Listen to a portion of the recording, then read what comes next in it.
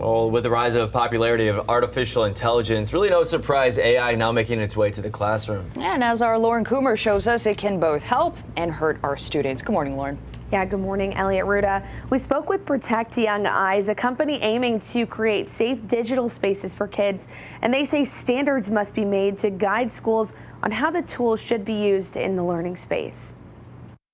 I think it's incumbent on school leadership to create an AI usage policy.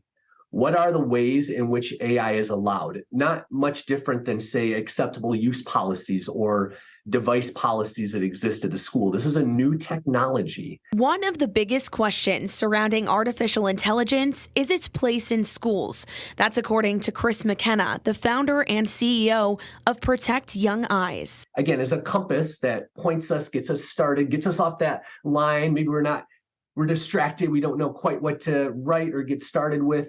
Get us going, and that's what it's great for. Great for tasks like research, additional information, documentation, and even prompts. Stats show there was a 62% increase in test scores using an AI adaptive learning program. Artificial intelligence improved students' grades by 30% and reduced their anxiety by 20%. And AI can predict a student's final grade with 80% accuracy. Despite all this good, it can also be used in a negative light, like cheating.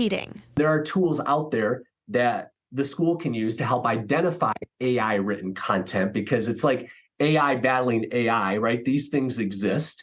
That's why he thinks parameters need to be set so both students and teachers have an understanding of where it can and cannot be used. If you just ignore it, or if you just say, well, you're going to get in trouble if you use it, then I think you almost like don't touch the wet paint, almost entice students to want to go check it out. The other thing Protect Young Eyes is encouraging parents to be aware of is the privacy concerns surrounding the technology. I'm concerned about that use of AI as it pertains to pictures of us, as it pertains to pictures of young people, and all of the horrific ways that those photos can be used to hurt.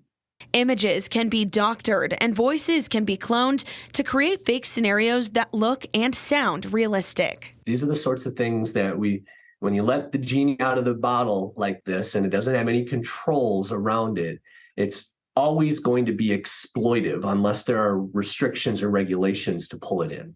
These are emerging issues that hopefully our Congress can wrap its mind around to figure out. At a federal level, U.S. Senator Gary Peters is currently working to help develop legislation surrounding AI technologies. That includes the transparency of the government's use of artificial intelligence. I reached out to various schools in West Michigan on any AI policies they may have. We did not immediately hear back from some of them, and others denied interviews. Reporting live from the newsroom, I'm Lauren Coomer, Fox 17 News.